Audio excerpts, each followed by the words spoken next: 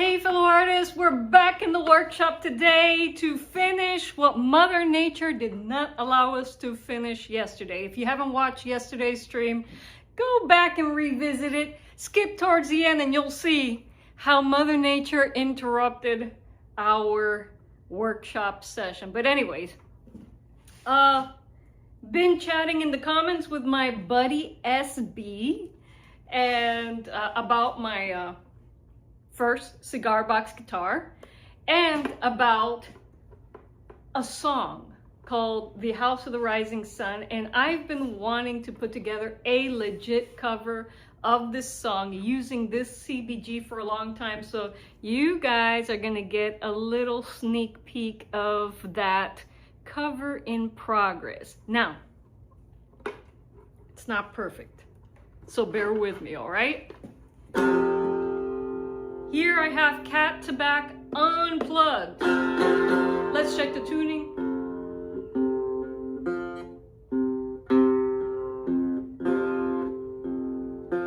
Close enough, close enough.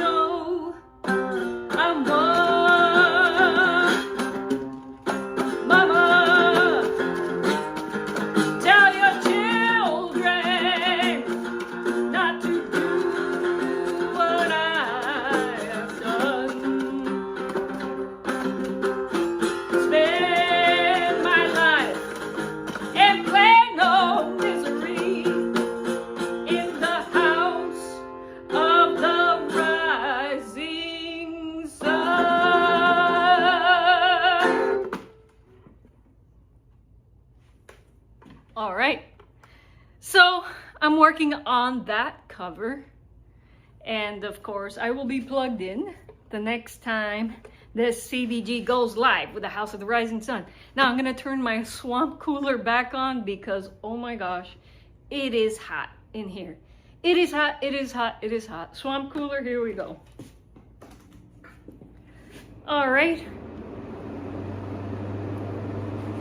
I'm gonna set Cat to Back aside.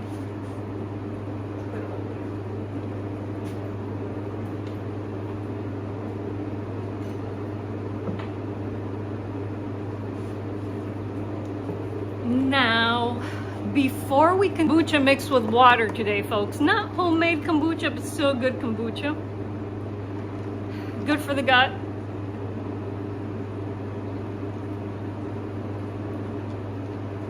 All right, so before we continue with the work we were doing yesterday, which Mother Nature interrupted, I have something very special to share with you guys. So,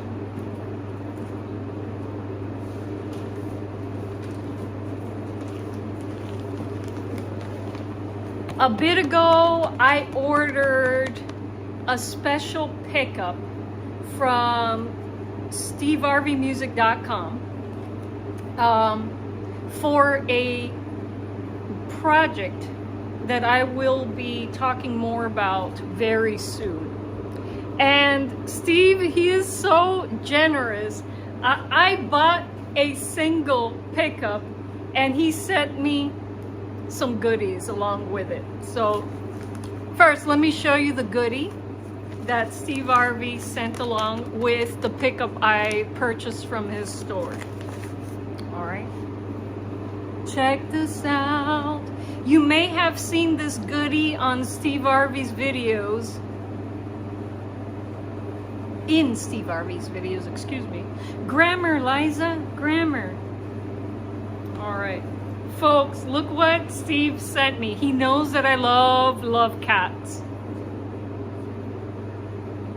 Check this out, folks. He sent me this Space Cat shirt. I love it. Oh my God. There's a Space Cat in the front. And there's a Space Cat in the back. Look at that. All right. Steve, if you're watching the replay, thank you so much. Now, I'm gonna have to do a little bit of styling on this shirt. You know, to kind of make it more feminine. When I wear it, it might look more like a dress than a shirt, but I look forward to wearing this in my videos and upcoming performances. So thank you, Steve. Yes. So he sent me a cat space shirt. I love it, of course. I love kitties. I have so many kitties on my homestead. It's crazy. All right, so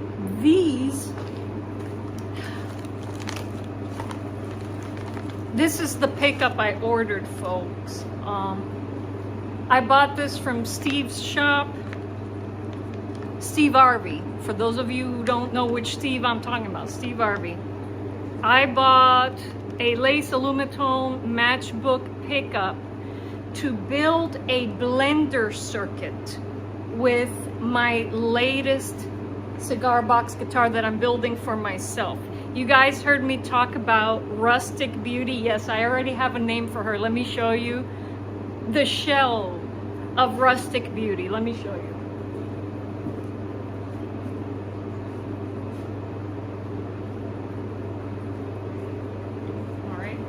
So this beautiful padrone box that has been fire pit detailed with some copper foil there inside of the sound holes, and this neck with some copper leaf detailing as well. This baby is going to be Rustic Beauty, all right? And she's going to feature a blender circuit, a blender pickup circuit.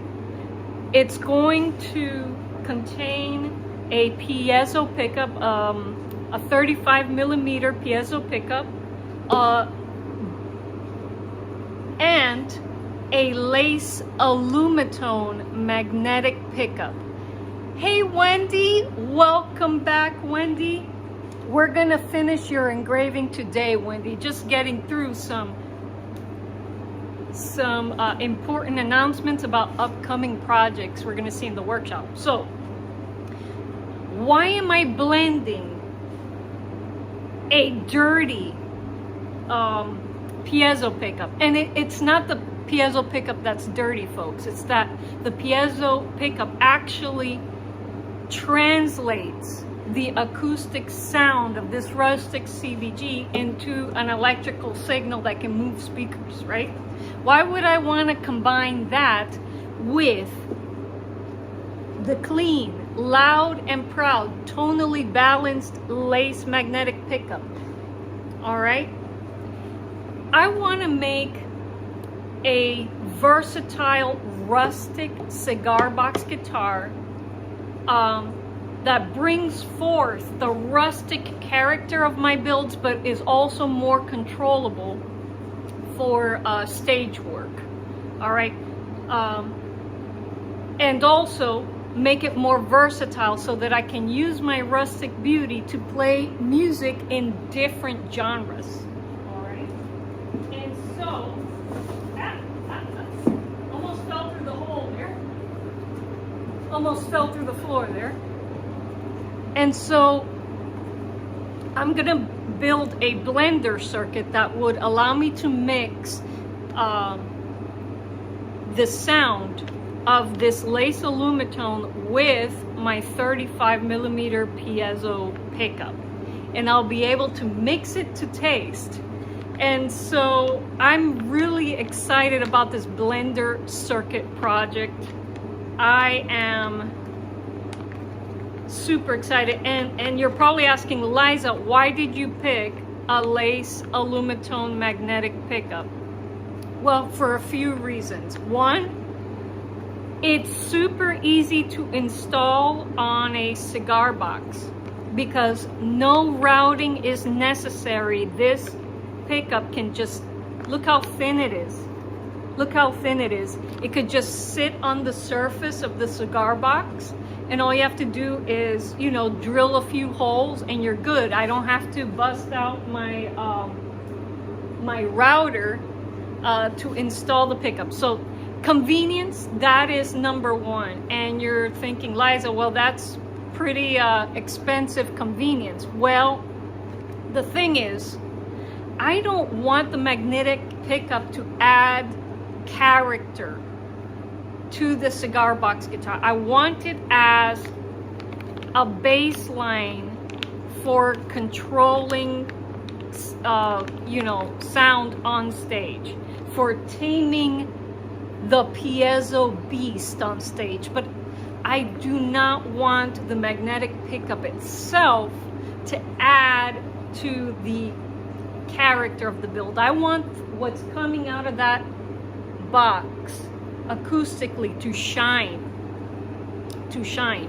And so this will give my sound more stability when I want it, and I can mix it back and forth to taste. This guy has a very flat frequency response, and it puts out a really high signal for a magnetic pickup. So this is the perfect pickup for my blender circuit, lace alumitone. So again, convenience with building, and it doesn't add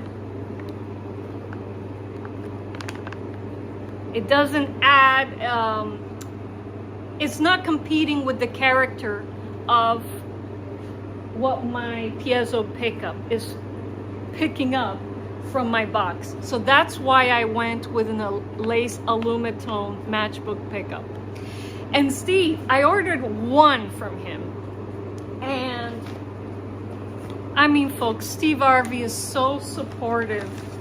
I mean, I'm always thrown back by his generosity. Steve talked to his buddies over at Lace, and they sent me a second pickup for another project. So I am over the moon about this, folks. So thank you, Steve.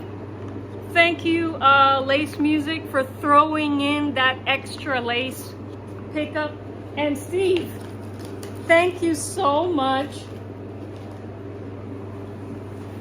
for this Space Cat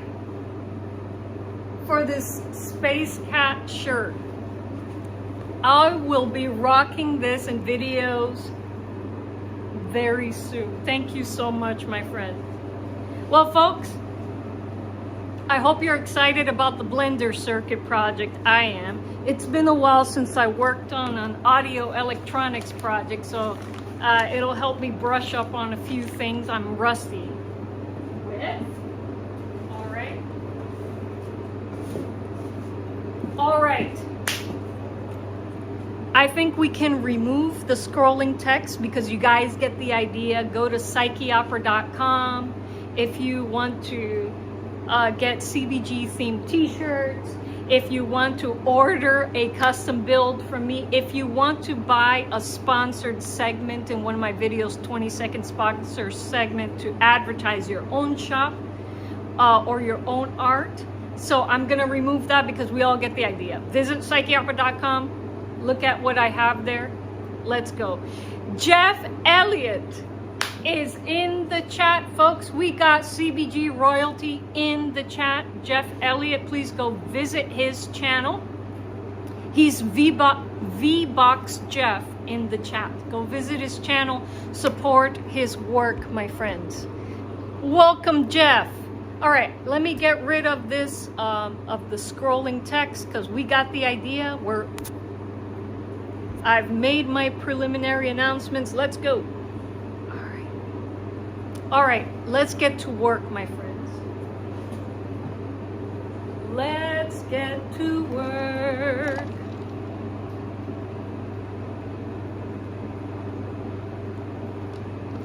It's still very hot, very, very hot out here. All right, now, what happened yesterday? Thunderstorm caused power to flicker in my workshop and stopped my laser engraver in its tracks. And so, hopefully we'll be able to pick up where we left off. Have I ever restarted a project like this before? No, but we gotta do it. Gotta try it. Jeff says the spaceships on your t-shirt look like off the Boston album. Oh, you mean the t-shirt I'm wearing now? Jeff.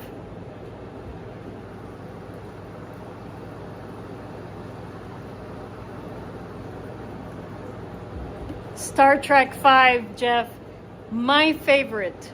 And I don't care what anyone else says in the chat. My favorite Star Trek movie is Star Trek 5, okay? Think about me what you will. I love it, okay?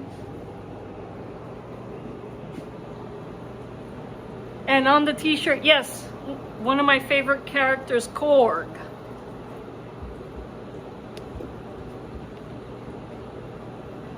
Oh no, the other one, the spaceships on the other shirt. That t-shirt, not t-shirt. It wasn't a t-shirt. That shirt was sent to me by Steve Harvey, Jeff. It has a big cat and some UFOs in the back. Love it. Two things that I love: cats and sci-fi. He knows me very well. Alrighty. Let's see if we could start this back up, folks. I am optimistic. Oh, wait. Let's check on our clay, too. Because I left this semi-open. Whoa, this is almost ready to work with, my friends. We will get back into ceramics for cigar box guitars very soon. Just setting this one aside. Yeah. I'm not sure what spaceships are referenced on the cat shirt, Jeff. Not sure about that. Alrighty. Yeah. We will get back to ceramics troubleshooting, slide troubleshooting very soon, folks. But we gotta get Wendy's project off of the drawing board here. And so hopefully, if today's successful, we will have a nice engraving, and maybe Wendy will have time to carve out the sound holes. I know it's ambitious, but hey. And then we did start gilding the top of that Perdomo box that was originally Wendy's box. And so we will be engraving the cat currency design on this one. We still gotta seal it. It's not ready yet. Wendy says the UFO on the shirt definitely has Boston vibes. Cool beans. Cool beans. Alrighty. So tomorrow, folks. Oh, and I forgot to mention this in the announcements. Tomorrow we have an unusual but very special stream here in the workshop tomorrow. Remember those pears? Remember those pears that I picked from my tree? We're gonna be doing stuff with that. So hope you guys will tune in tomorrow for some Perry adventures. Because hey, you can't build cigar box guitars without also fermenting something at the same time, right? All right, here we go. Jeff knows what I'm talking about. He knows exactly what I'm talking about. All right, let's get to work. Let's open up Laser Gerbil on my computer. Laser Gerbil. Let's import.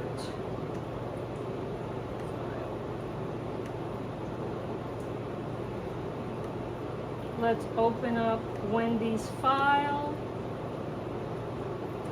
These are the settings we set up yesterday. We don't have to do anything here. Okay. Auto size, create, yes. All right, we got to turn on Laser Engraver. We zeroed her out. All right.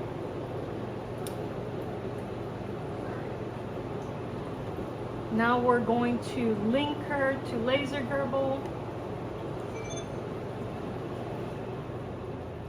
We said, hey Jojo, how are you? How are you, my boo? Joser's visiting us now. Let me turn around so you can see him. Hey Jojo, how are you, my poochie boo? What's going on? Okay.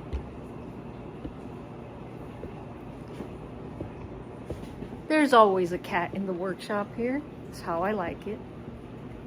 Kitties are welcome in the workshop. Okay. Whew. Let's check our alignment. This has not moved since yesterday.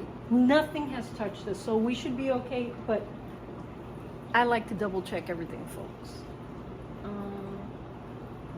Navigate to center. Good. Navigate to the bottom of the image.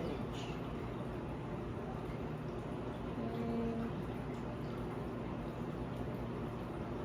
Let's see where it is.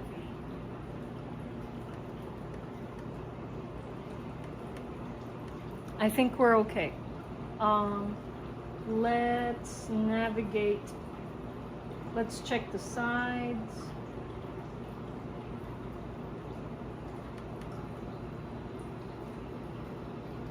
Double checking everything. Wendy says tomorrow is also the King Dolphin TV 500th episode. That is amazing, Wendy. I will check to see when Raymond starts his stream, and I'll try to end tomorrow's stream when his starts, and we'll raid it.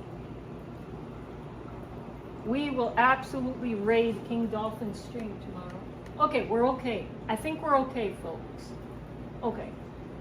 Let me get my safety goggles.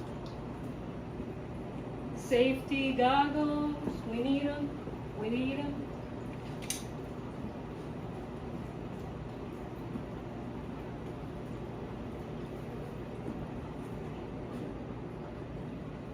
All right. Got them on my head. Ready to go. All right. Hopefully no error messages. Hopefully no error messages will pop up, but we know what to do. Wendy says he's going live at 5 p.m. Eastern. Good to know, Wendy. I will end my stream at 5, and then I will raid King Dolphin. Cool. 500 streams. That's no joke. That's no joke, my friends. All right. Let's go.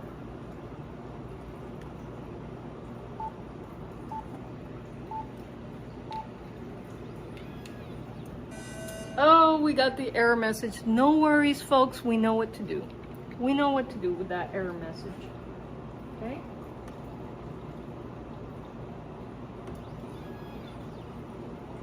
Let's do it again. Okay, so I brought up what we were expecting. I'm going to click start again from the beginning, safe mode, and redo homing. And that usually fixes things. All right, it's beeping. All right, I think we're good. I think we're good, folks. I think we're good. I think we're good.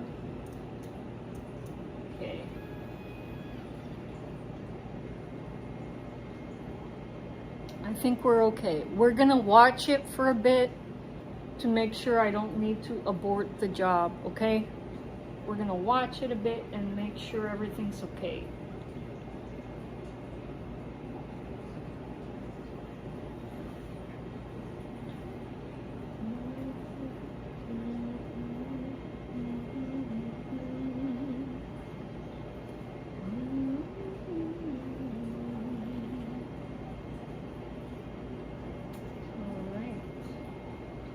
All right.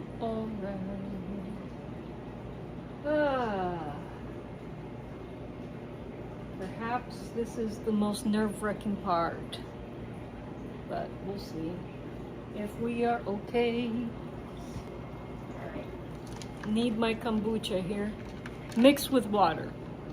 Just plain kombucha is way too strong for the heat. Well, yes.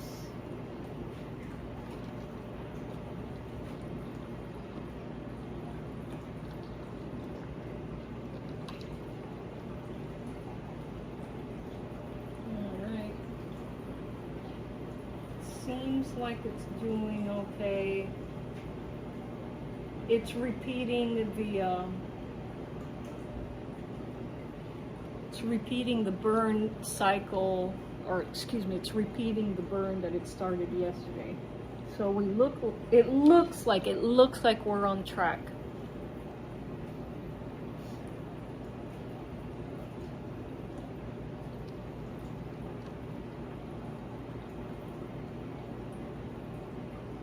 And again, I didn't move that box an inch since yesterday, so nothing, it shouldn't produce any weird overlaps.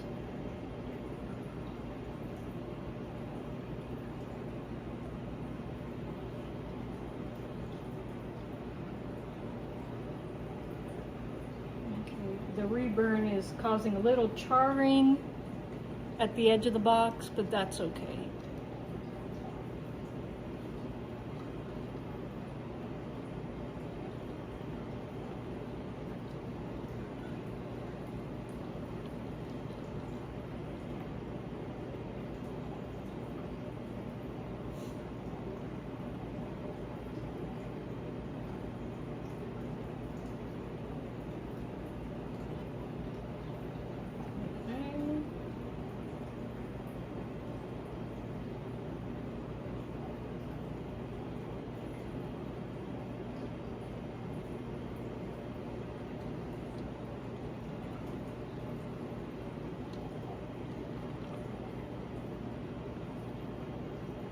And again, if anything goes wrong, Wendy, do not worry. We can still salvage this box for this project. We'll just sand it again. Hopefully we won't have to do that, but let's keep an eye on it here.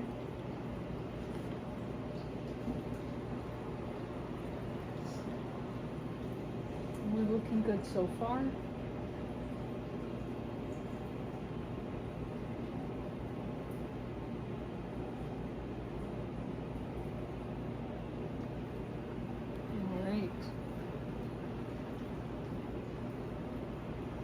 Are looking good so far. Okay.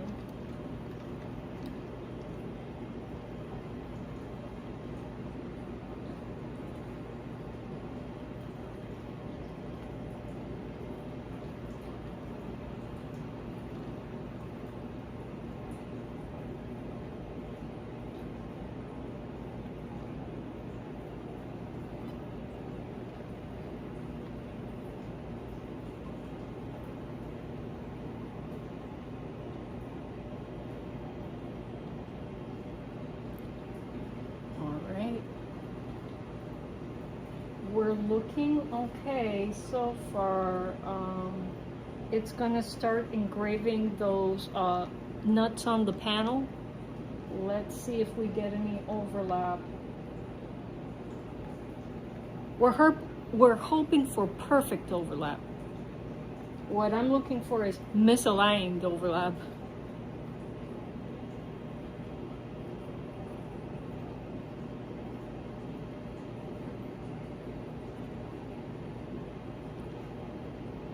Let me bring you guys closer.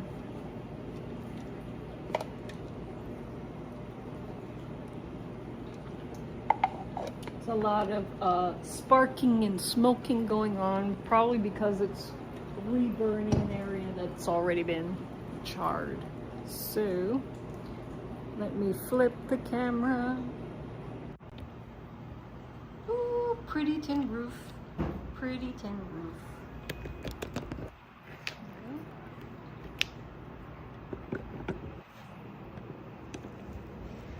Yeah, I don't think my workbench has been so disorganized and full of projects, folks. Gotta get some things done to clear this out a bit. Alright. Here's the progress report on laser gerbil. And let's get a close-up. See what the machine is doing here.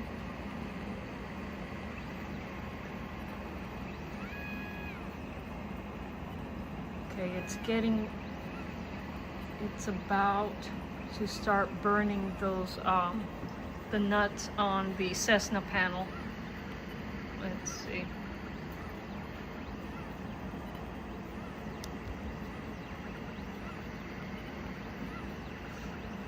All right.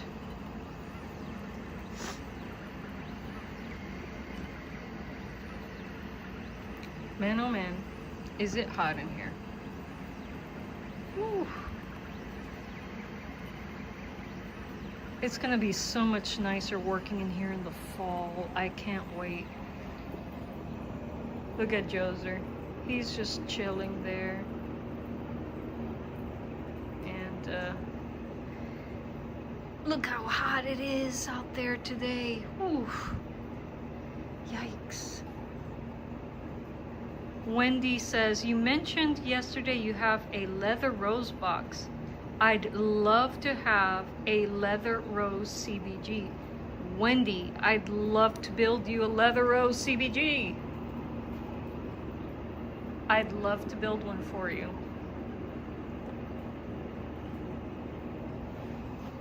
All right. Also, Wendy, just in case,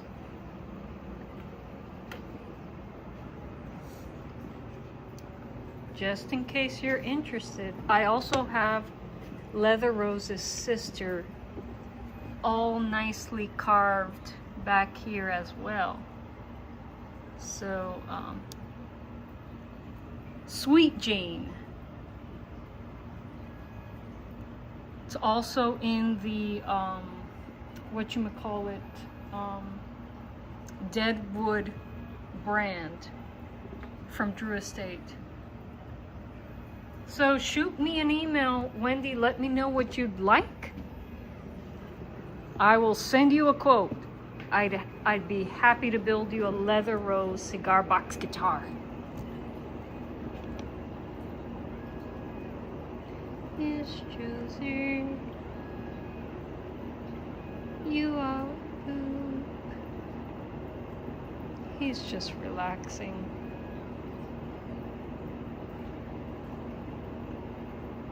Just relaxing there. Awesome, Wendy. I look forward to building you a leather rose. Wow, I'm gonna get to work on a leather rose, guys, here in the workshop. So excited. Yeah, these Deadwood boxes need no engraving. Just the art.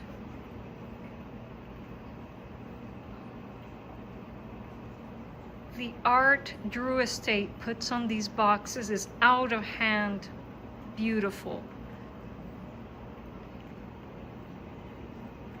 Inside the lids, they also have full colored images of these Deadwood characters, and my brain has been churning, trying to figure out, I need to make something with these images inside the box. I don't want to just peel them off and discard them. So let me know if any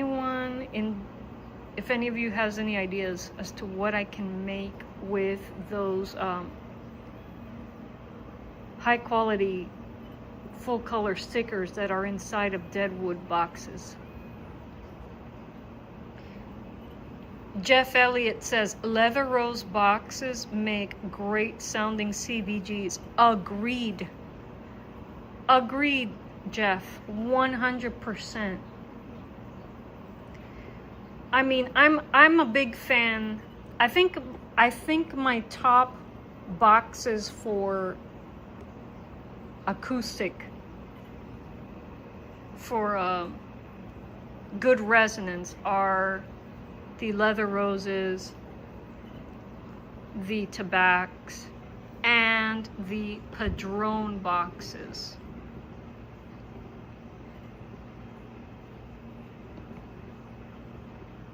I really like the acoustic qualities of those boxes, just their innate acoustic qualities. Now, that's not to say that you can't get a good sounding CBG out of any other. You certainly can. Those are just my favorite for their acoustic qualities.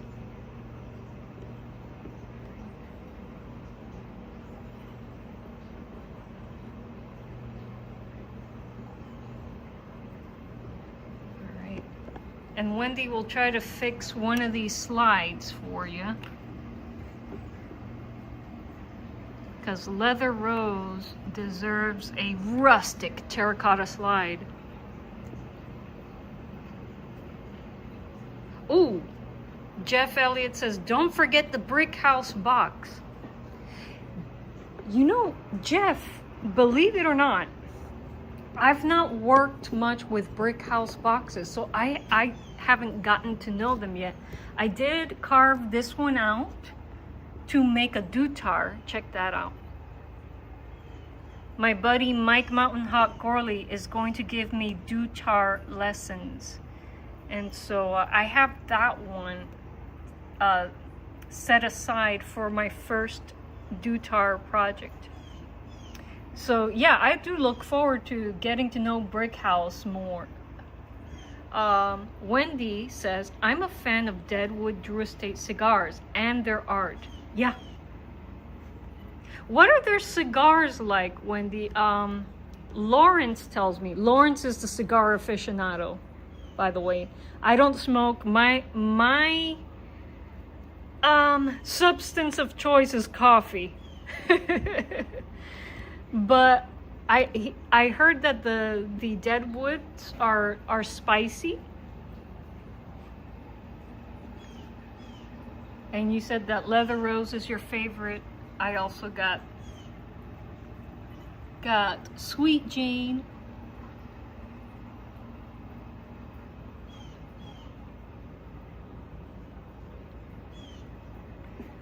Yeah, so many projects here to finish, folks. This Perdomo Inmenso's waiting for me. He's gonna become a shorty. I can't wait to work on another shorty. I've never worked with this AJ Fernandez. I've never worked with an AJ Fernandez box before, so I look forward to turning this into a beautiful shorty as well. You see that there's already some gold leaf there. And got another Perdomo Habano. Lots and lots of projects waiting to be finished. Say hello, Rustic Beauty. I can't wait to jump into this one as well, folks. All right. By the way, folks, interested in grabbing up some carved boxes, shoot me an email. I sell them in 5-packs now. Wendy says, the Leather Rose has a kind of sweet, mild flavor with accents of chocolate. Ooh, that sounds attractive. To me, that also sounds attractive in a coffee.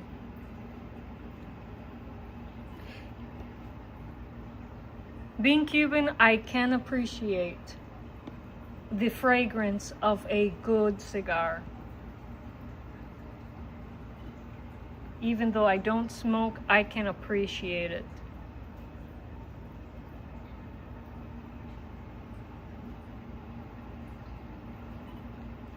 Oh, Wendy, you got me thinking about having a cortadito this late in the day.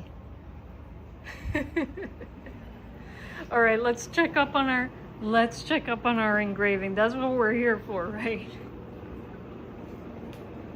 Do we got any overlap? Oh, Wendy, spot on. Perfect overlaps. Perfect overlaps. It's begun work on your controls.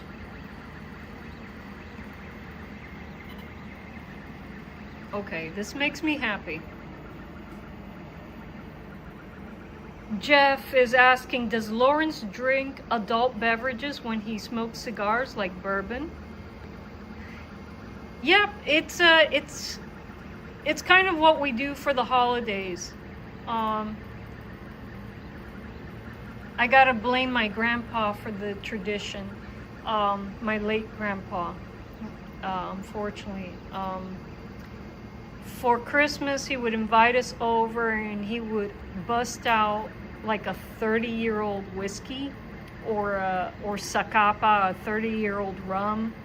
And he served it up with some jamon serrano or smoked salmon and stuffed in olives. And my grandma recently, we're gonna miss them this holiday season, folks.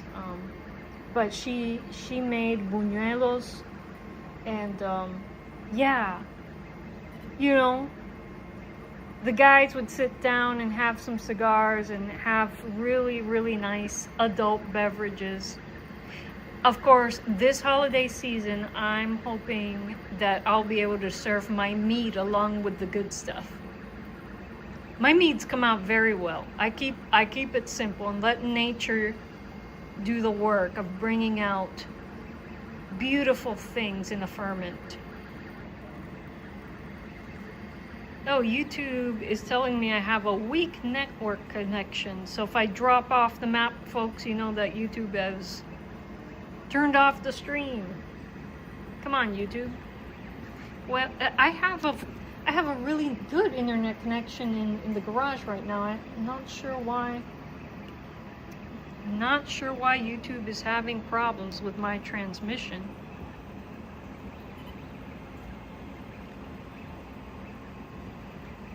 Well, if you're interested in quote-unquote adult beverages, tune in tomorrow. My brother will be appearing in my stream tomorrow. He's kickstarting his YouTube channel again. He's reviving it.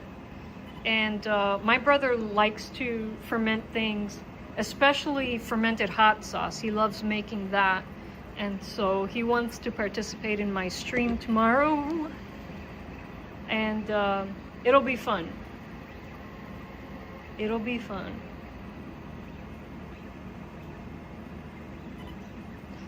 Jeff says, that would make a great picture. You with a glass of bourbon in one hand and a cigar in the other. It would be false advertising, Jeff, because I don't smoke, but again, I can appreciate the fragrance of a good cigar. You can definitely tell the difference between well-cured tobacco and junk. You can. So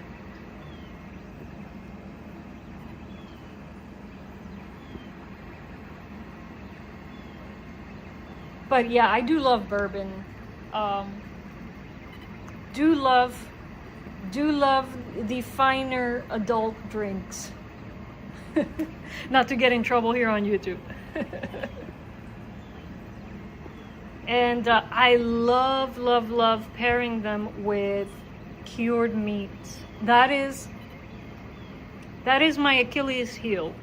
Cured meats, folks, with good wine or adult beverages. Love, love, love.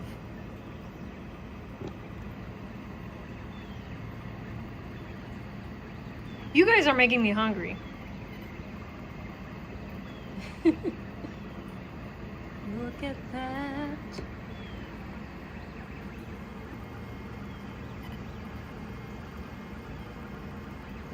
Okay. This thing is on track, Wendy. I'm very happy that it's on track.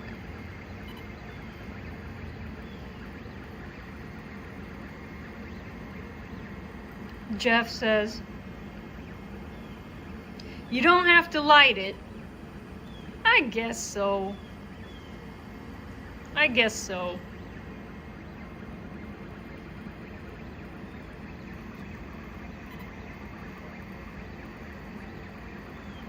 I'm looking at the engraving, Wendy, and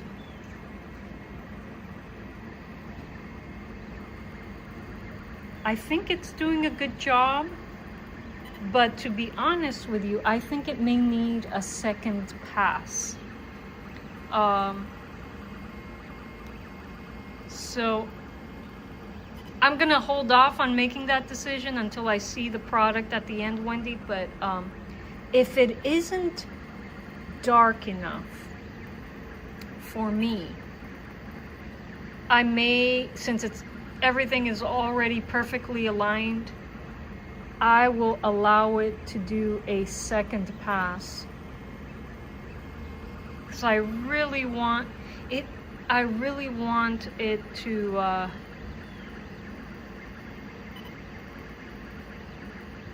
I really want it to look burnt in and not painted in, and that may require another pass. But we shall see. I don't know. I don't know if we're gonna need that. We'll be back to check on this guy. In the meantime, we can shift gears and work on this gilding project. This is your old cigar box, Wendy. The gilding's a little patchy. I think what I can do to correct it is first seal what's already here. We'll seal it. We'll wait a day, and then we'll apply metal adhesive to the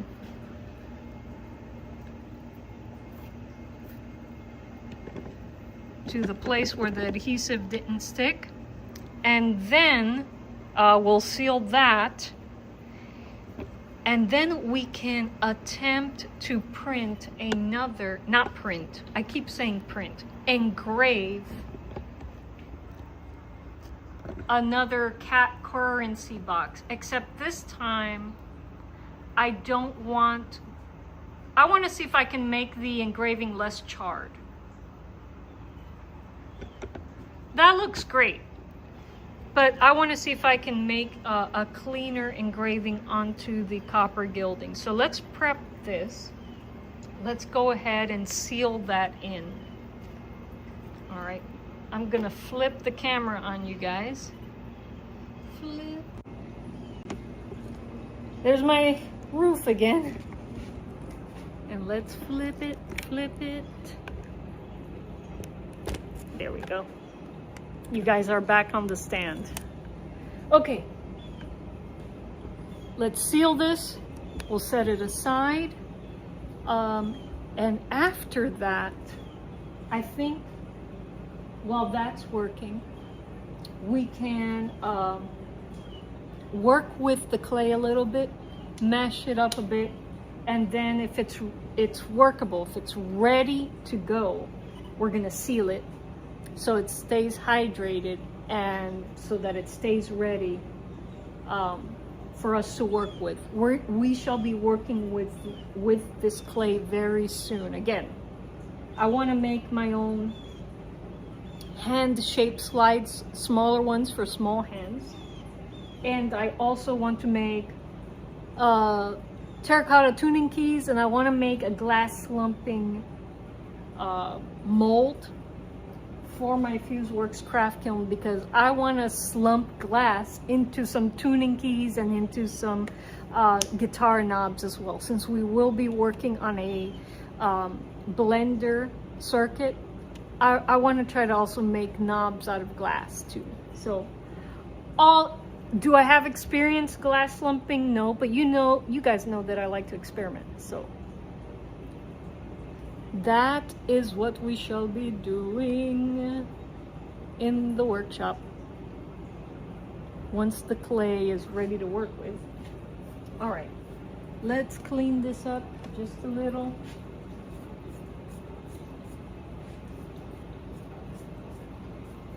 Cleaning it up just a little.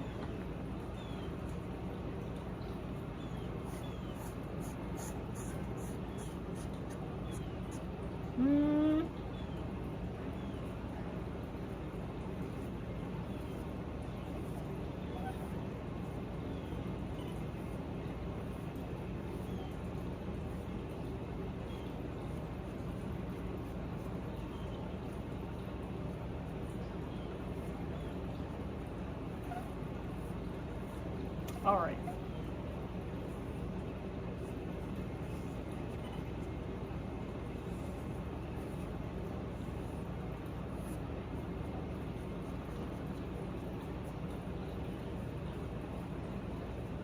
Okay.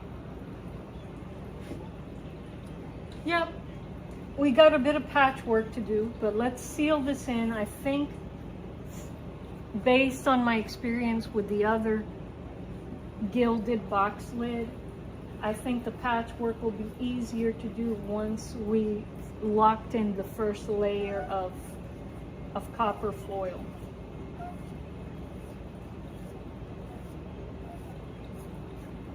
All right, cool. Take a look at this. I love copper. I do. I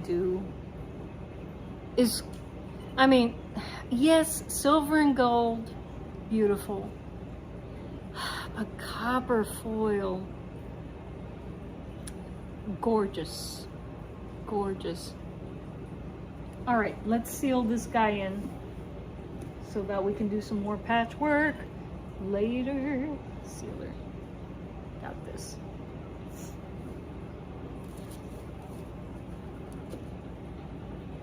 All right, let's get a, whew. It's a bunch of that.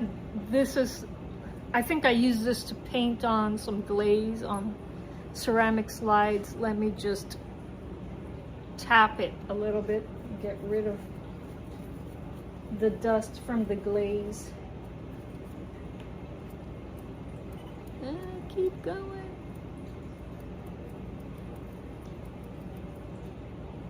Okay, I think we're good. I think we're good. Oof, more of this. And I'm gonna have the swamp cooler pointing away from me. Let me move it.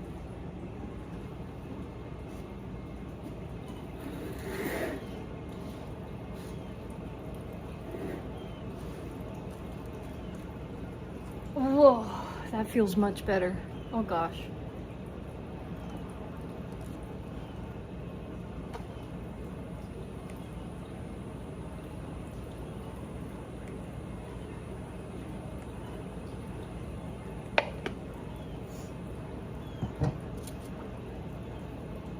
All right, here we go.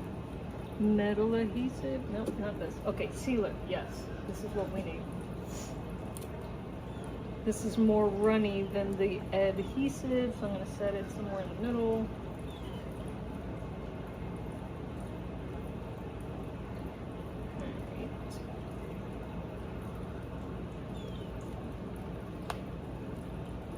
Here we go.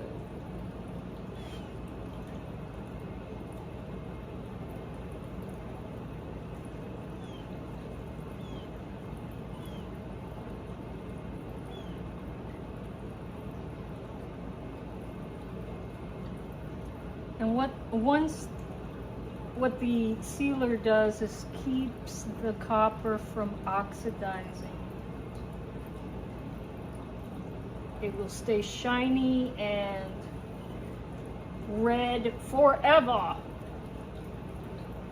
My buddy Jeff Patterson asked me if this copper can be patinaed with some ammonia and other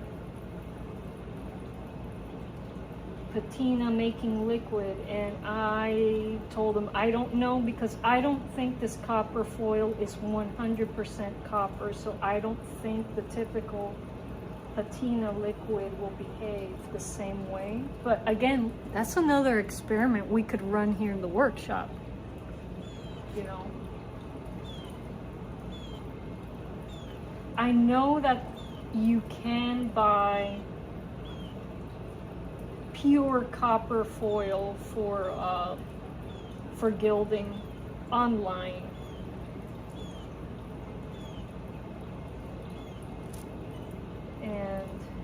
But I mean, for me,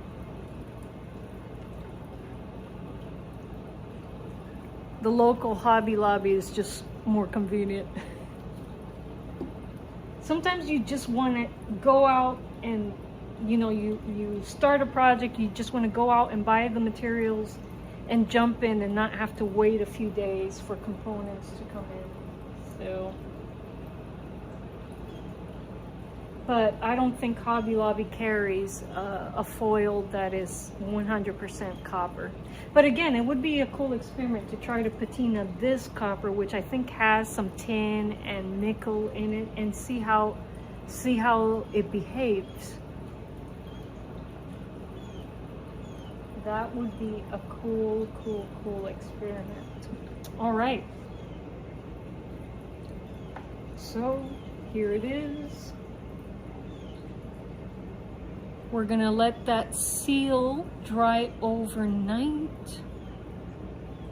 Isn't this gonna look gorgeous? So this is, if this works out, this is what I'll be doing with the Perdomo boxes people want to customize. We can sand off the Perdomo art, we can gild it, and then engrave it. But we can't just engrave onto the Perdomo box after it's been sanded, because underneath that lid is just pressed cardboard.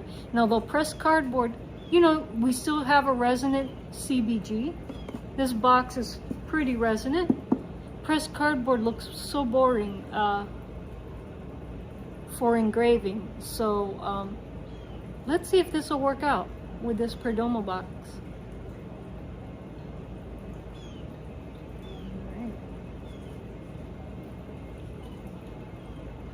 I don't know, the patchiness of the copper is kind of, I'm kind of liking it actually. Maybe we'll just engrave on top of this once the sealer has dried.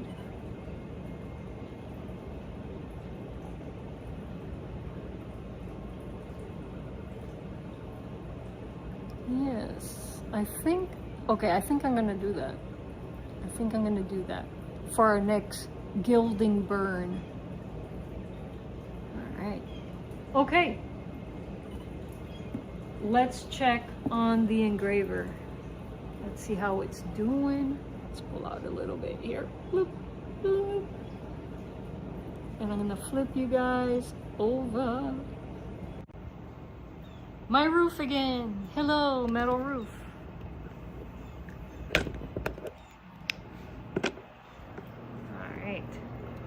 Joes are still there relaxing.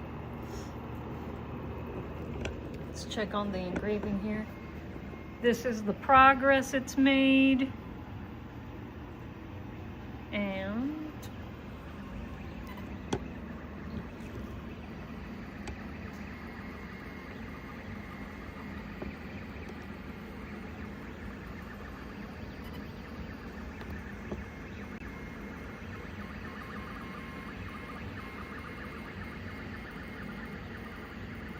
never has a cement floor looked so comfortable.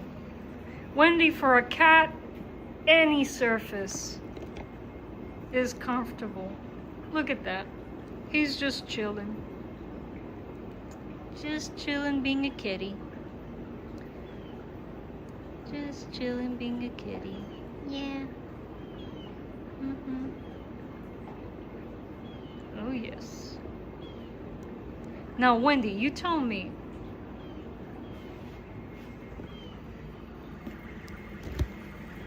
You tell me, Wendy.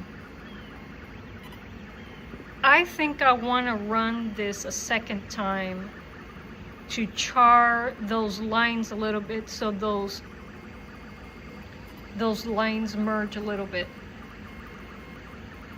Now there's a risk that may make the images a little bit smoky, but you tell me, do you think it's worth the risk? I want to run it a second time, but what do you think?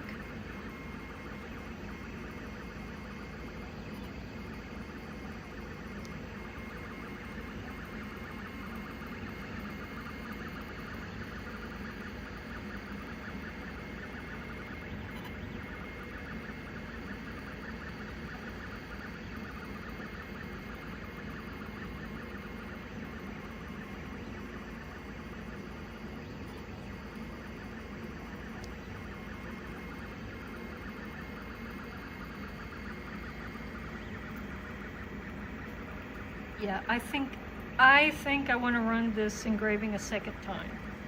But again, Wendy's the boss. Wendy says, I like it as is so far. Okay, you're the boss. We'll wait to see how it turns out. But if it isn't charred enough, or those gaps between the scan lines bother you, we can run the engraver again. It will char the image a little more. But I will leave that up to you once we see the image complete. Alright.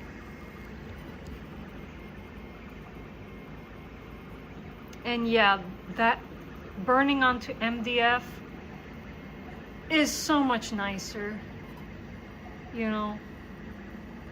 I know it's a composite wood, but yeah, burning onto just plain old compressed cardboard, yeah, I'll not do that again. This is where it's at. Look at the texture. Look at the color variations. Yeah, I like it. So now, Wendy, I want to ask you something else. When this is all done, since we're going with gold tuners and gold hardware, I was thinking about maybe gilding parts of the controls. Not, you know, not too much, just adding highlights to the controls with some gold leaf. What do you think about that?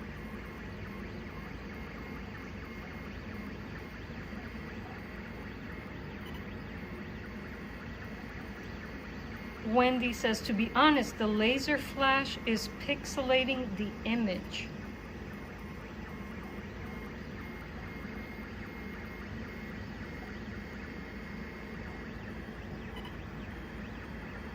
You mean the camera? Or do you mean the engraving? Let me know. Let's not stare at that too much.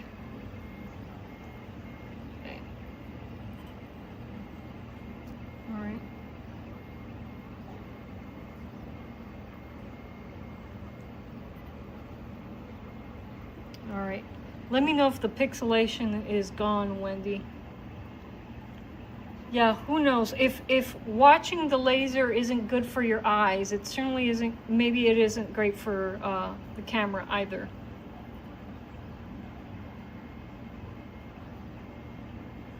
Alright. Okay, so while that is doing its thing, yeah, not such a good idea to be on top of it and watching it. Let's work with this clay. Let's see if it's malleable. All right, got a drying box. I'm gonna take us out of the workshop, out into my fire pit area. And I'm gonna bring my hose over so that I can wash my hands.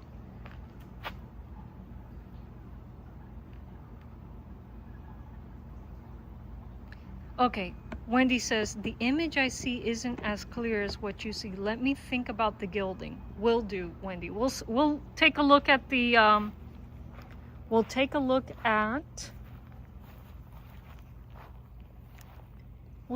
at the image. And if you feel like it doesn't need any gilding, then we won't gild it. By the way, I'm not tacking on any extra cost if you do decide that we need to gild it. This is just, as an artist, I want to make things look as drop-dead gorgeous as possible. But you're the boss. If you like it without the gilding, we shall go without the gilding. And so, let me put you guys back on the stand here, and we can work with our clay here next to the fire pit. All right, let me turn you guys around so I could read the chat. Bloop. All right, let me bring you guys down in height. And this is the fastest way to do it. Just shrink the tripod legs. Shrink the tripod legs. Shrink the tripod legs.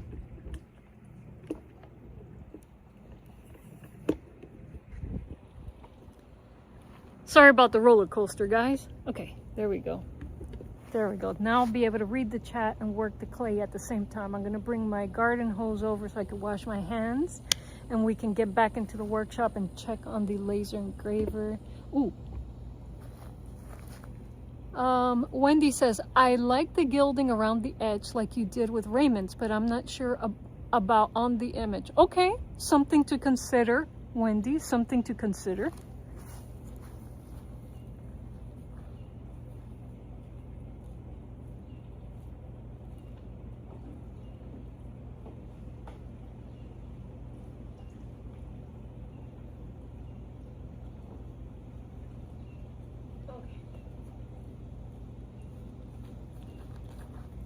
Okay, got my kombucha. Got this going on here. And I need the hose to wash my hands afterward. It's less hot here than it is in the workshop. Weird. Yeah.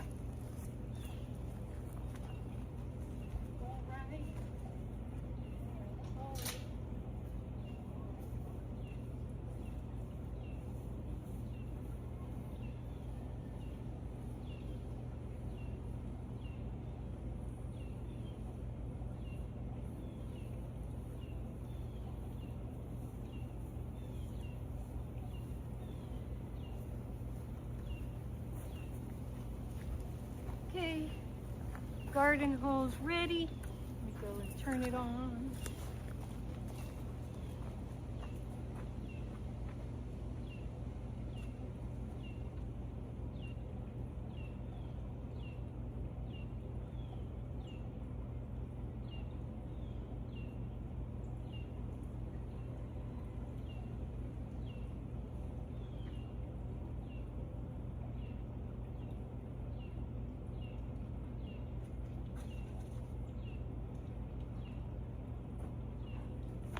Okay.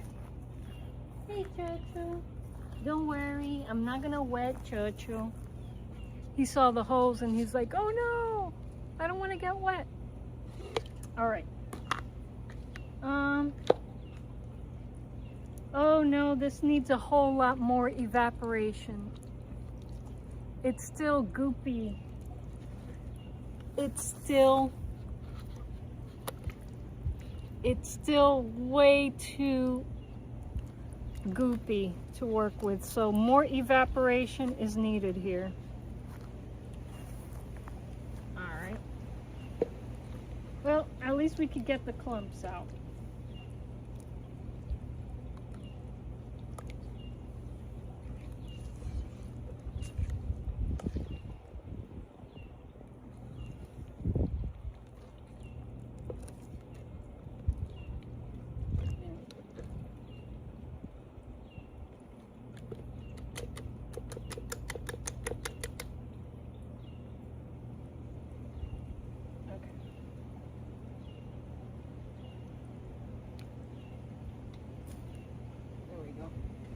Not ready yet, folks, not ready yet.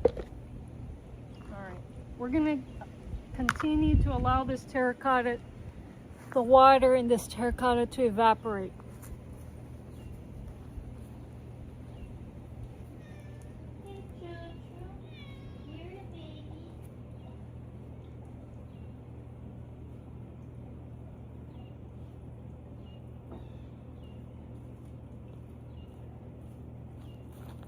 Oh, I was so excited. I thought I would be playing with some clay, but it's not ready yet.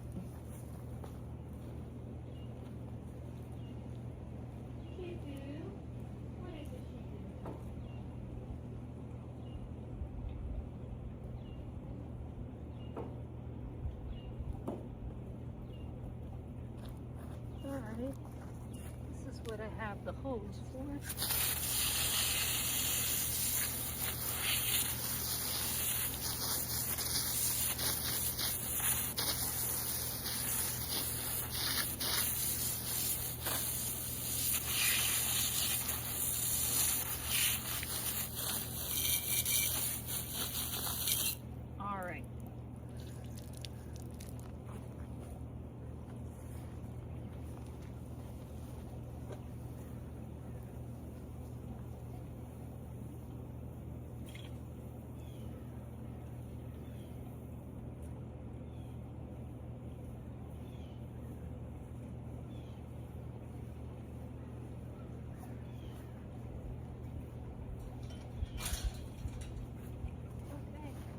Hey, Jojo.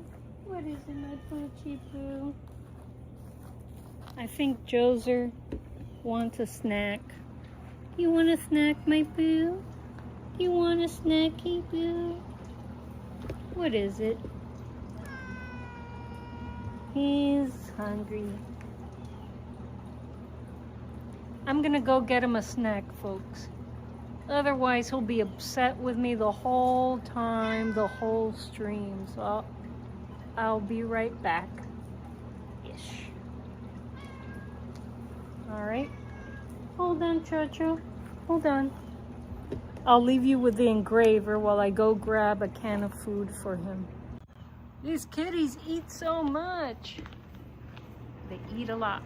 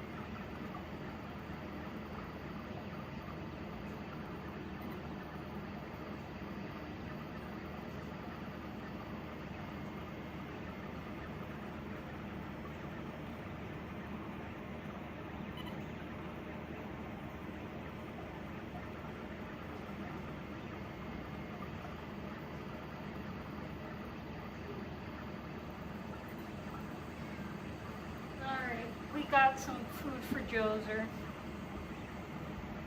We got him some food.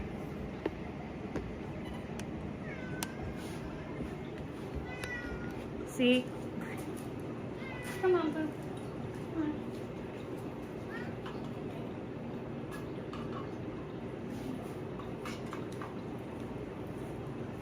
on. All right. I think he'll be satisfied for a while now.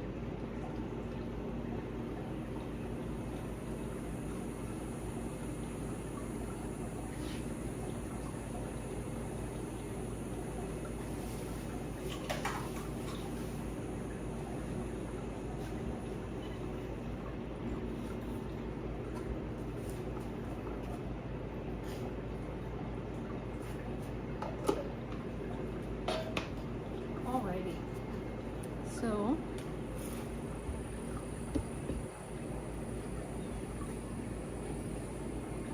okay, let me pull out a little bit. All right, folks. So I think while Joser's eating, I was gonna plug my CBG into the bass amp, and we will, because I have to test that. We haven't turned on that amp in years.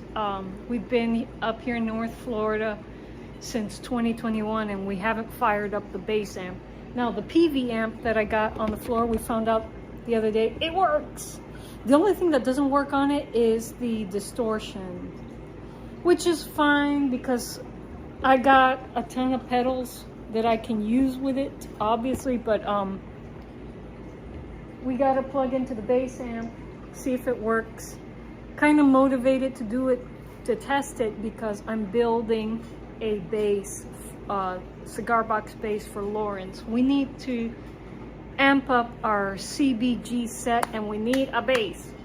And so recently I bought some, yeah, I'm excited to begin on that project. So many projects, so many fishes in the sea. If you like Babylon 5, you'll get that reference. A dirty... You mean the terracotta, Jeff?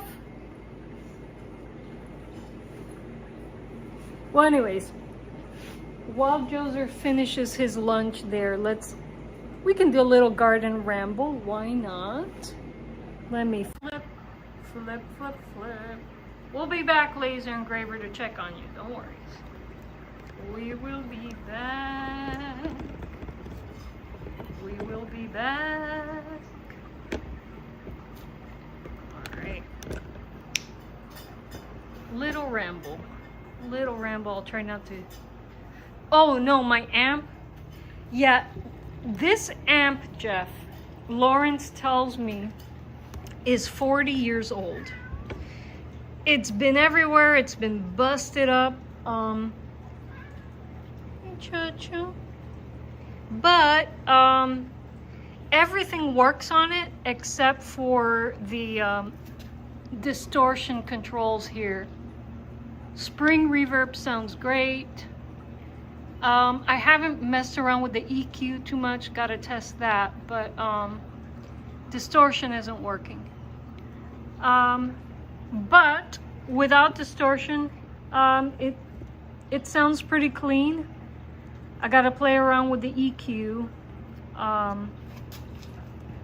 Played around with it in the workshop the other day. Now this bass amp stack here, we gotta test that today.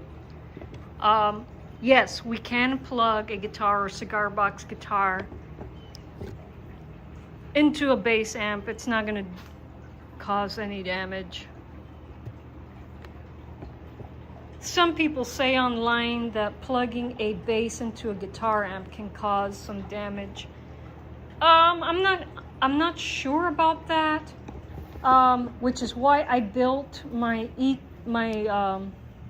plug-in, you know, my little plug-in EQ circuit a while back, just in case that was true.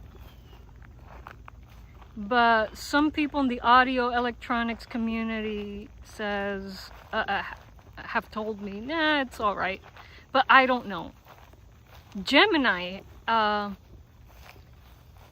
says no, do not plug a bass into a guitar amp. So again, I'm not an engineer, so I don't know what's true or not. I can only go with what my experience is. So I did create that plug and play EQ. It's just a simple high pass filter I built with a few components. The reason I built it is because my cigar box guitars, where I place the piezo, produces a lot of sub bass, and I felt like I needed one to protect guitar amps.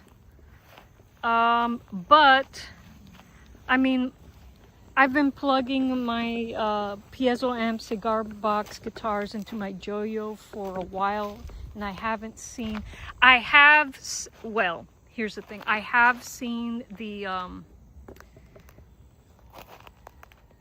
I have seen that the bass cause a little bit of overdrive, but it hasn't damaged the amp. But then again, I don't know if it can. I really should use my plug and play EQ amp, my Joyo amp. I haven't ruined my Joyo amp. And I plugged into the PV. I haven't ruined that yet.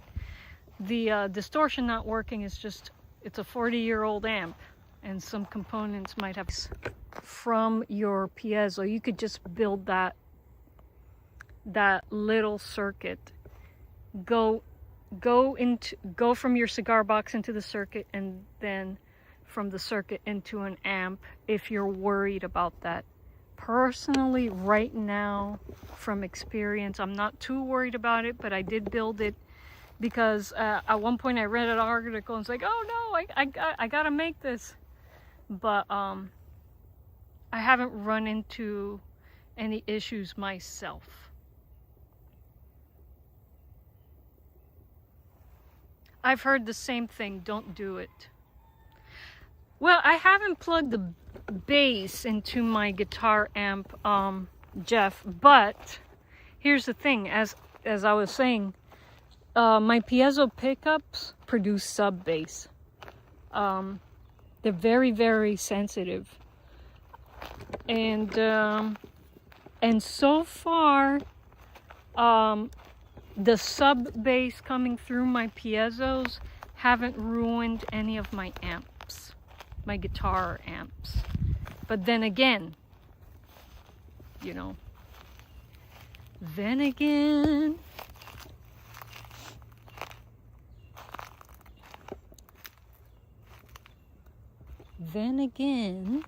circuit in play. So for me, the jury's still out. As on a regular cigar box guitar will ruin a guitar amp. Maybe the sub bass doesn't come through consistently enough to mess with the amp. But again, I'm not an engineer. Do not take my word for it. Research it yourself. Test it yourself if you feel so inclined. But yeah, I won't be plugging a bass into a guitar amp anytime soon because I won't tempt fate that way.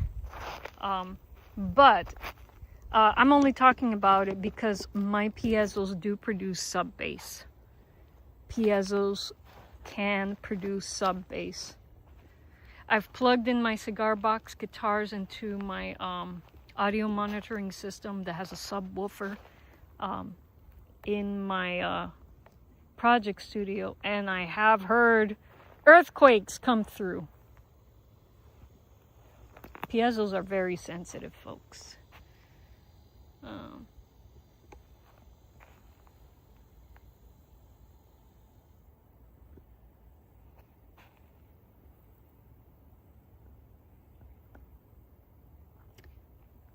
All right. Anyway.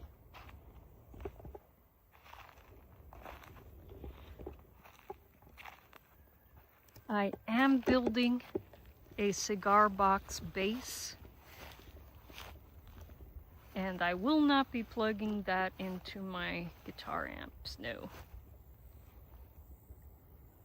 Guitar okay into bass amp, but bass into guitar amp, from what I've heard, not okay.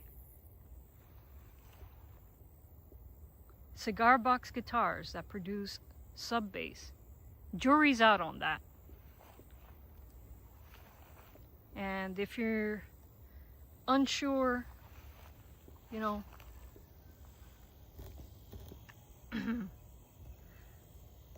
build my little high pass filter circuit. And you're like, Liza, but you've plugged into sounds. No.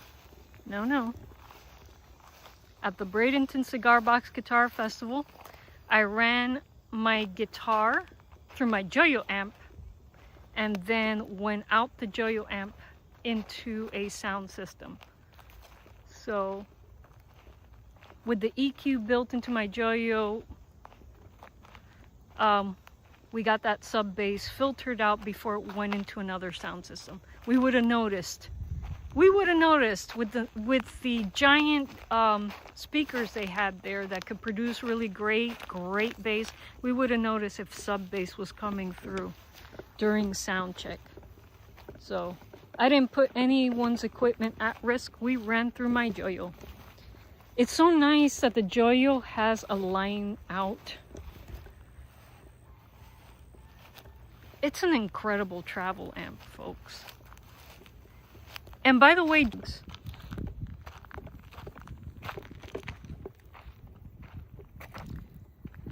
all right, what were we gonna go look at? Oh, I was gonna check for Maypop. I didn't see any. I did not see any Maypop that are ready to pick yet. So we'll have to wait on that, but I was gonna look for something. Oh, yes. Yes, there were 2 ripening pears left, pineapple pears left on the tree. We got into our audio electronics talk, and I forgot about what I was out here for.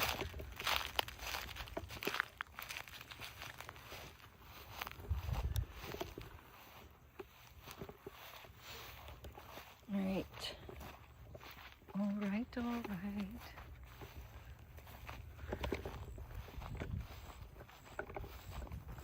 All right, here we go.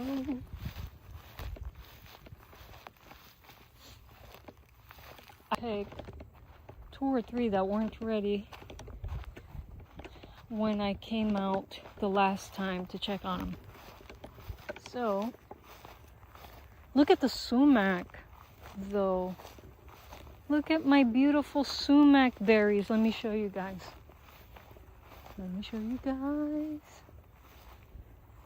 Oh, I really should be out here with my snake boots. I haven't cut the grass in a while. Look at my beautiful sumac. Now these berries are not ready to pick because it rained yesterday. You're not supposed to pick them right after a rain because they won't be sour off with water, so you're not supposed to pick them after a rainstorm. And we had a massive rainstorm yesterday. If you caught the end of my live yesterday, you know what I'm talking about.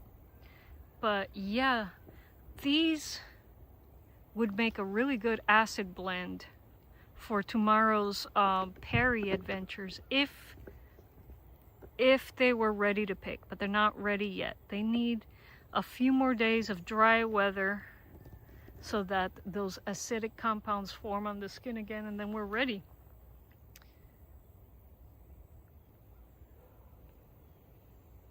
All right, pineapple pears. Let's turn our attention to the pineapple pears. Where was the one back here? I hope the deer didn't get them. Pineapple pears, where are you? Oh, they're up there, because I need both hands to pull those pears down. All right.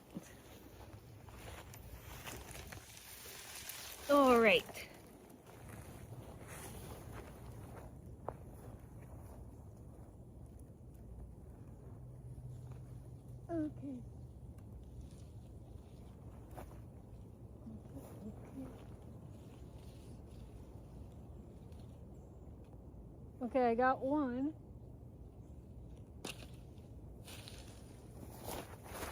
I got 2 pineapple pears.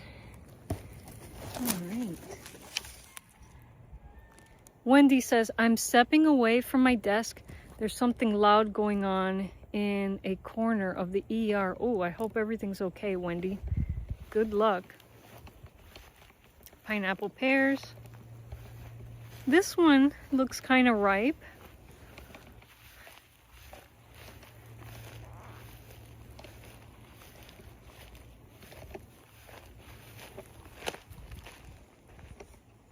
It doesn't have that tropical scent just yet that it develops when it turns ripe, so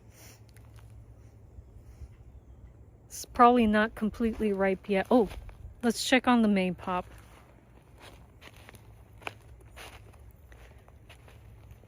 Alrighty, let's see. Maypop. Maypop, maypop, maypop, maypop. Oh. Okay. Set my pears aside for a moment. They didn't look ripe. Let me see. They didn't look ripe when I glanced over, but I wasn't really paying too much attention. So, oh no. Something got them. Oh my gosh, something took the maypop from this vine. Something ate them already. Sure. Someone took the passion fruit from this vine.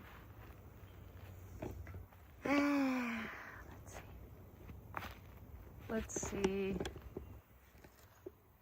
Something ate my passion fruit. Oh no.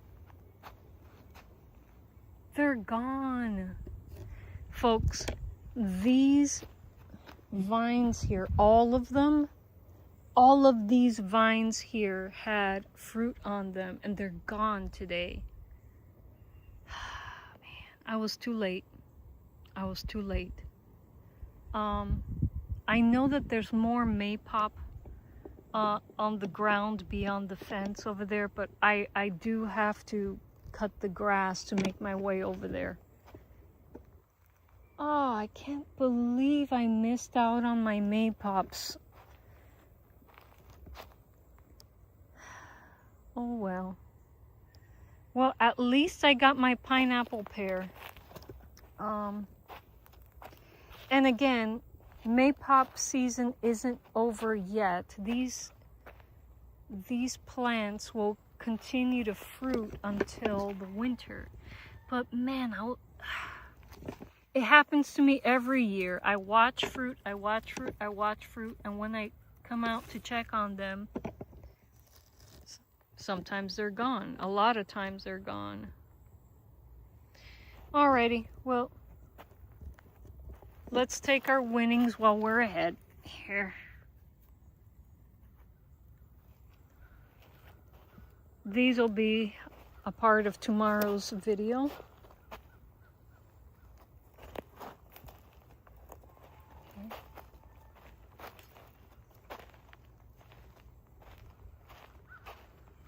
Okay. Hope everything's okay, Wendy.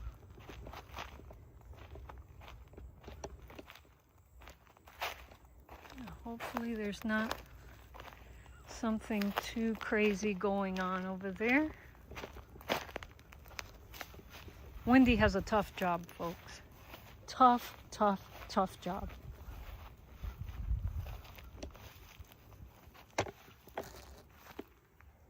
All right.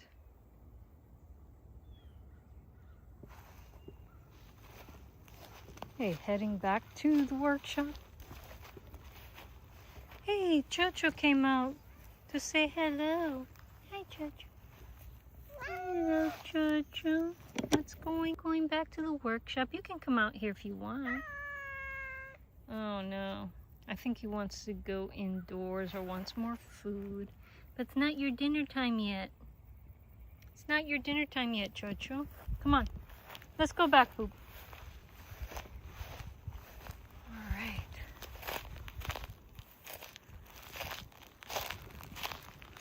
Let's check on the engraver. And since Joser's finished snacking, he still wants more food, but he's done snacking. We'll be able to test the bass amp here.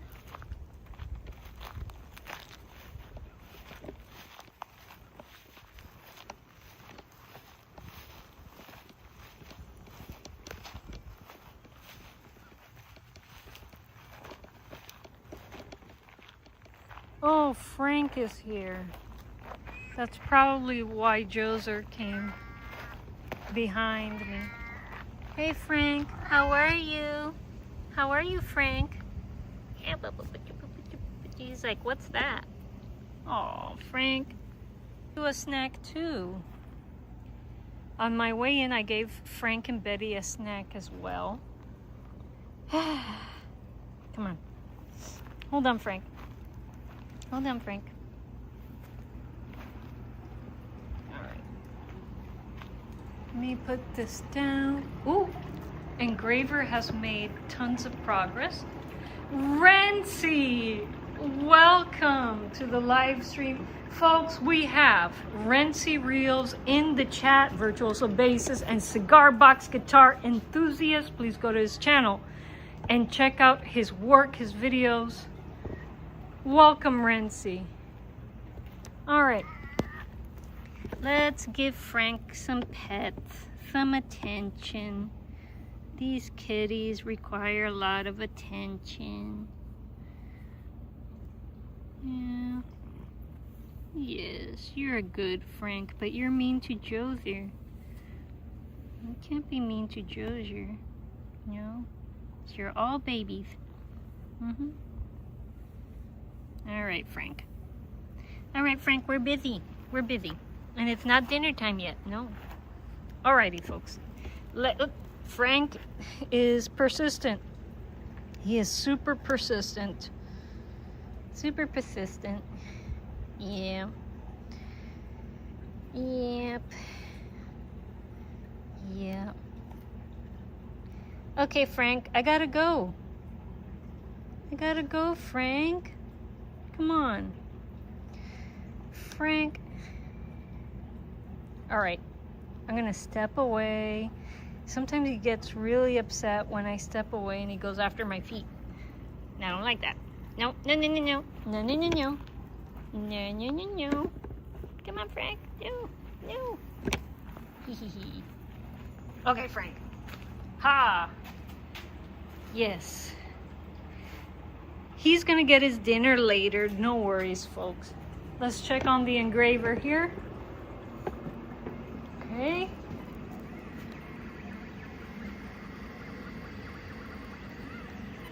All right.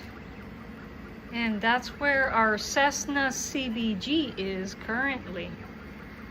Again, when Wendy gets back, I'll ask her if she wants me to do a second run to darken those lines a bit, but I will leave that up to her. Alrighty. All right. Looking super cute though.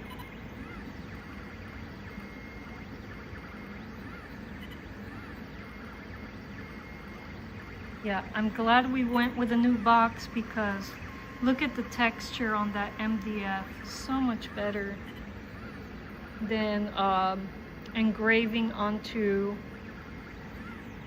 pressed cardboard. By the way, those of you who are tuning in, the pressed cardboard box has been gilded and I applied sealant on that. So that's gonna make another beautiful cat engraving. Alrighty. And so, we tested my PV amp the other day. The only thing that's not working on it is the distortion. But I haven't tested Lawrence's bass stack yet. So I'm gonna give it some power, plug into it, and see if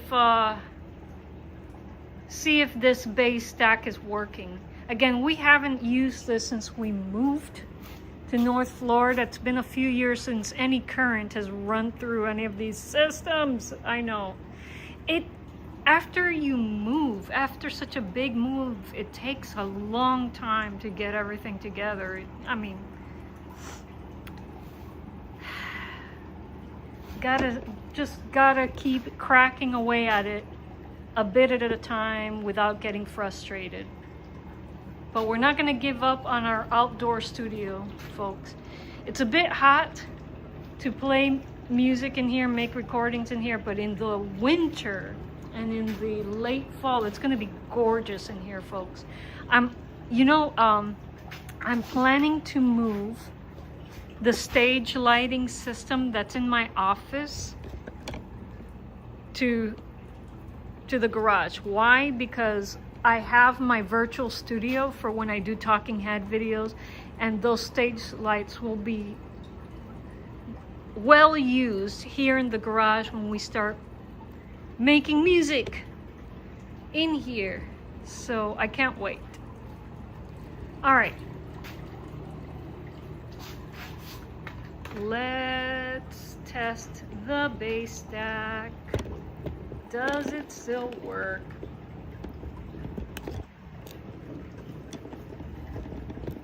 I'm gonna flip the camera so you guys can see what I'm doing and so I can read the chat. The world is gonna invert, so no worries, folks. It's my video encoder. All right. So, Frank, you're not gonna like it when that bass amp turns on. All right. I gotta readjust the legs on this.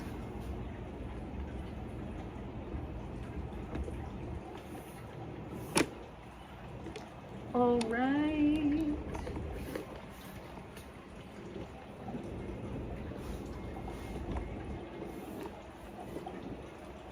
Now, let's see if this bass amp works. Do we have a working bass amp stack here, folks? We don't know. We're gonna find out. Okay. Excuse me, Frank. I need that. Frank, I need this. Ooh, I should have turned off Swamp Pool. Go ahead and do that. Hold on. It's not dinner time yet, Frank. It's not.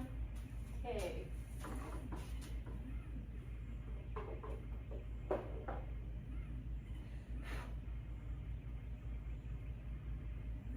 We got spiders everywhere.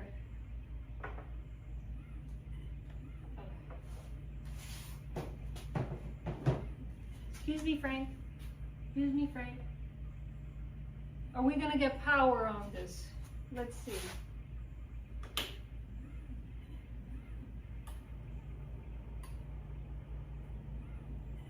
Okay, a fan has just turned on this bass amplifier. Let's plug my cigar box guitar into it. All right. Switching from the guitar amp. Man, we got spiders everywhere.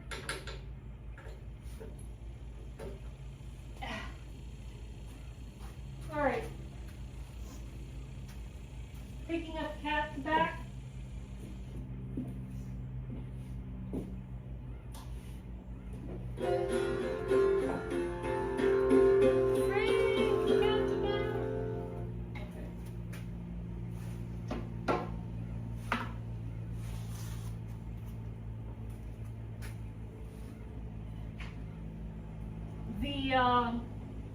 The amp is hooked up to both speakers, folks. I'm not hearing any, so I don't know. I don't know.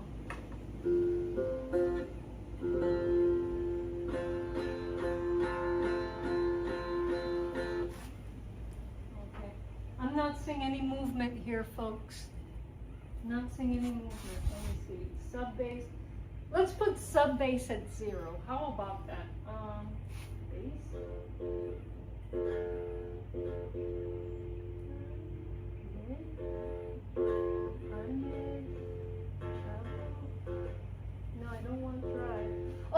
Volume's at 0. Okay, this might be it. Okay, we got a little snap happening. Volume was at 0.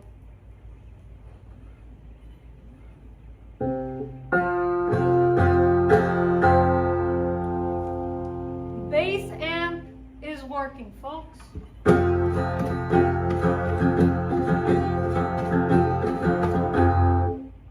Now, the CBG sounds completely different on this amp, as to be expected. Now, remember how I was telling you that piezo CBGs sometimes produce sub bass? Let's see how much sub bass is coming in through this. So I'm going to lower everything on the EQ here and bring up the sub bass to hear just how much sub bass this guitar is producing. Just want to know. So no drive.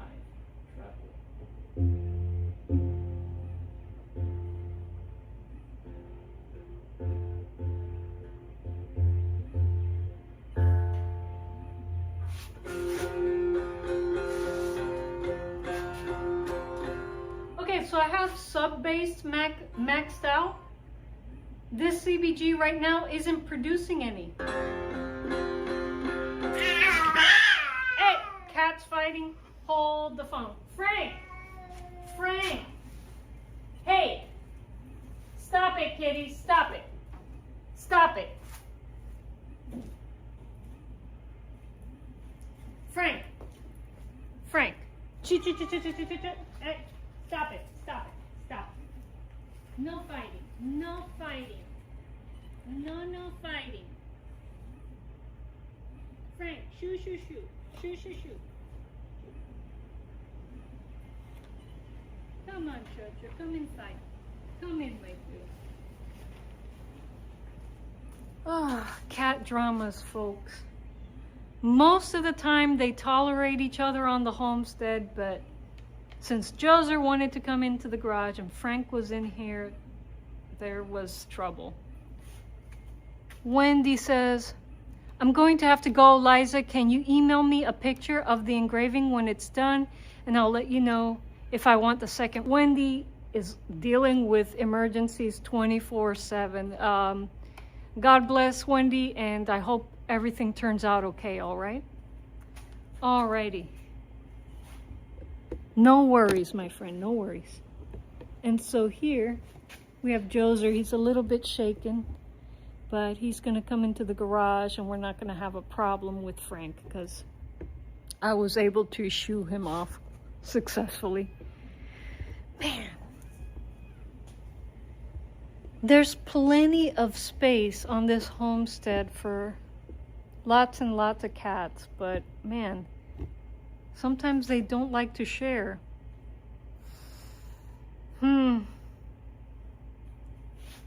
So sad. I wish that they would just all get along without any issues.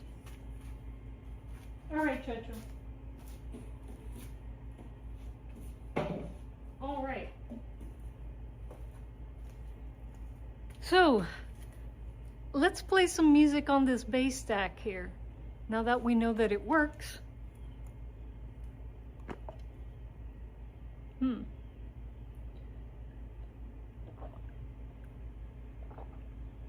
Let's play some music.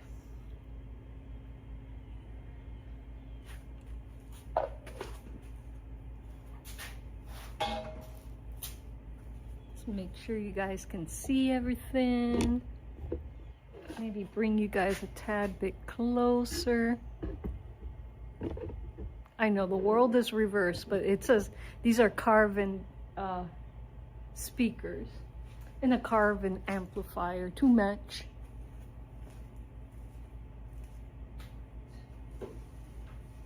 Okay.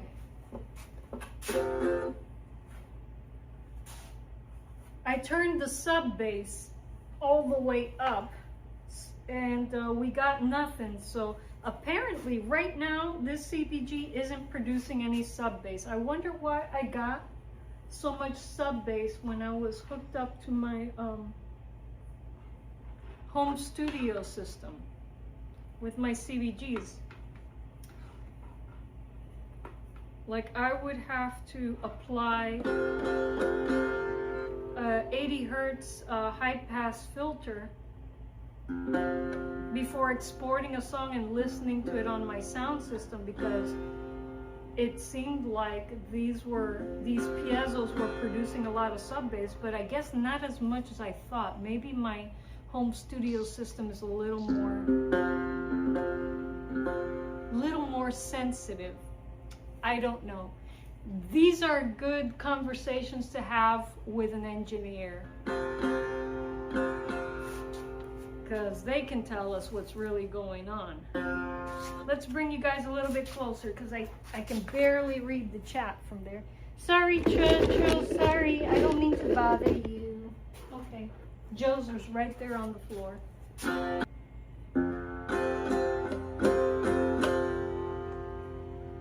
Low, mid, mid, high mid, treble,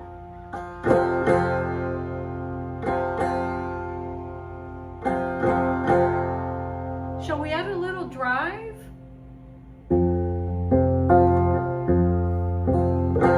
Actually, I like it cleaner.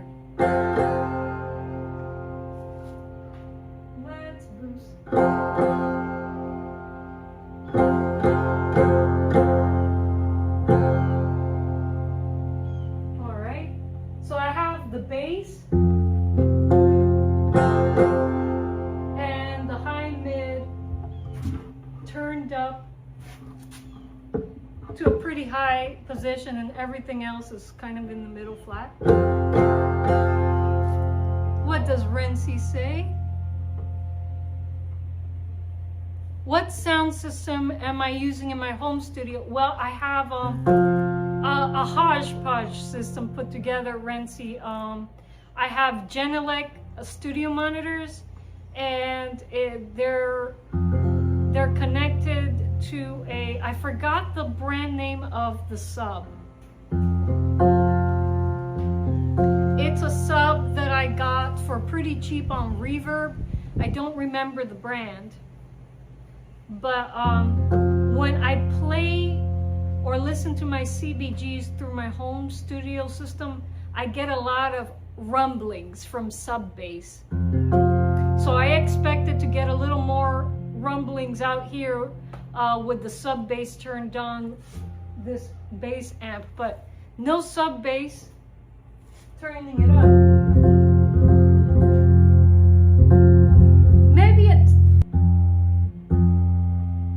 When I had everything down and the sub bass turned all the way up, I barely heard anything. All right, so let's play with this a bit. This sounds, I mean, I like this sound. It's clean.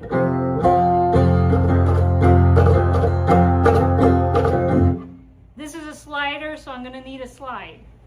All right. Okay. This is a slider, gonna need a slide.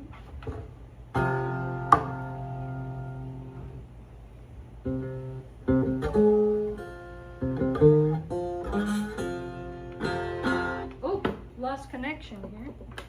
It's this guitar amp. I have to bring in a better, guitar cable.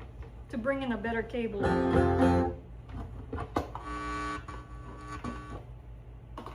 Come on, cable. There we go.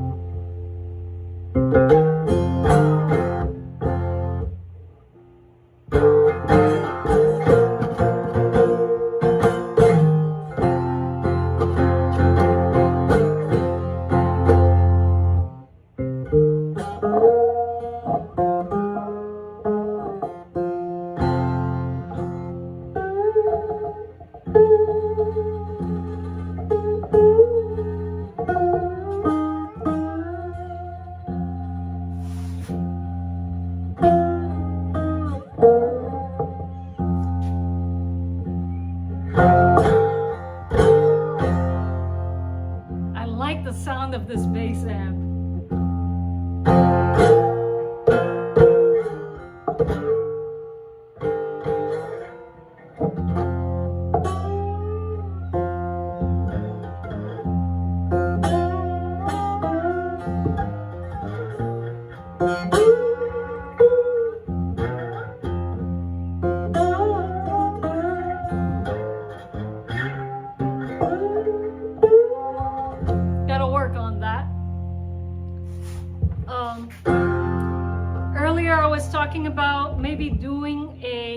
cover of The House of the Rising Sun with Cat to back.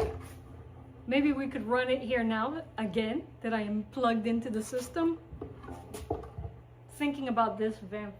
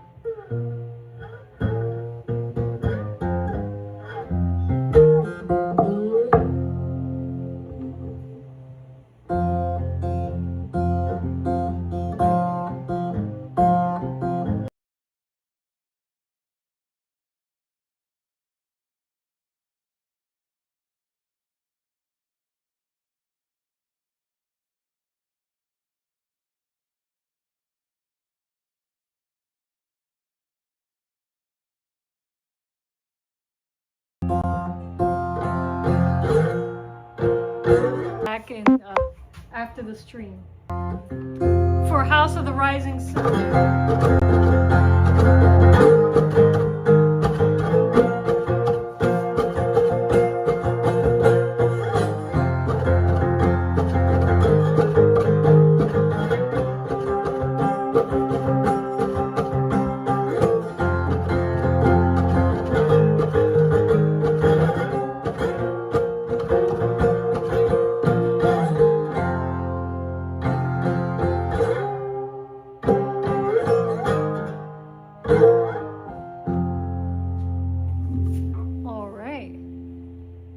All right, let's give it a little bit of a, shall I attempt the vocals again? Let's see.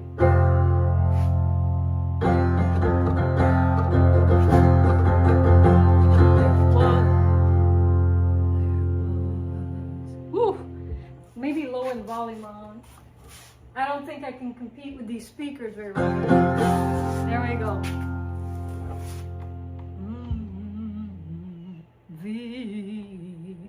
The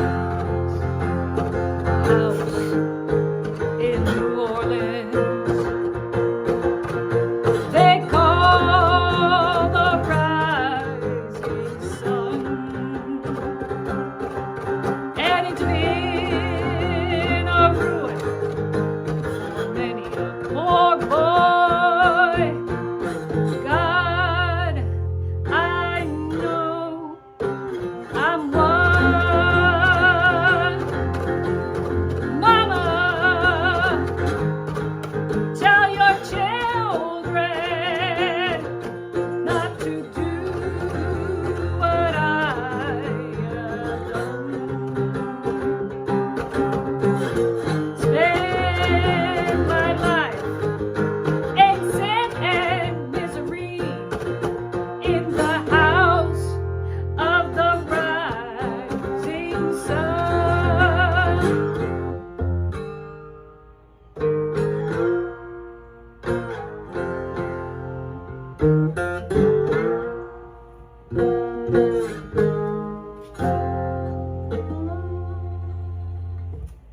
So,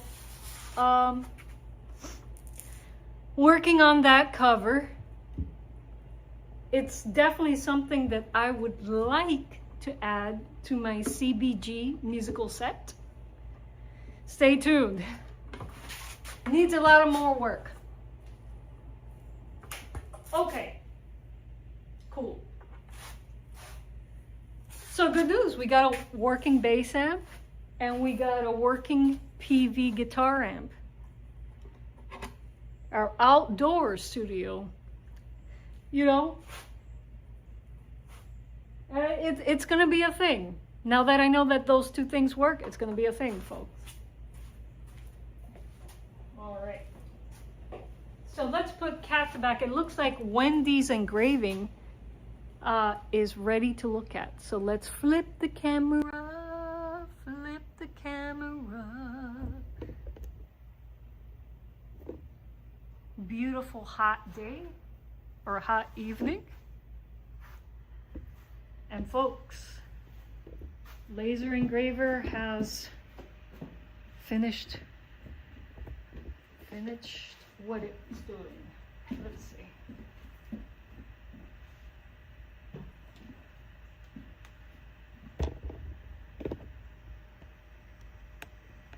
Actually, let me take you guys off of the tripod. Let's take a closer look at this engraving. All right. All right.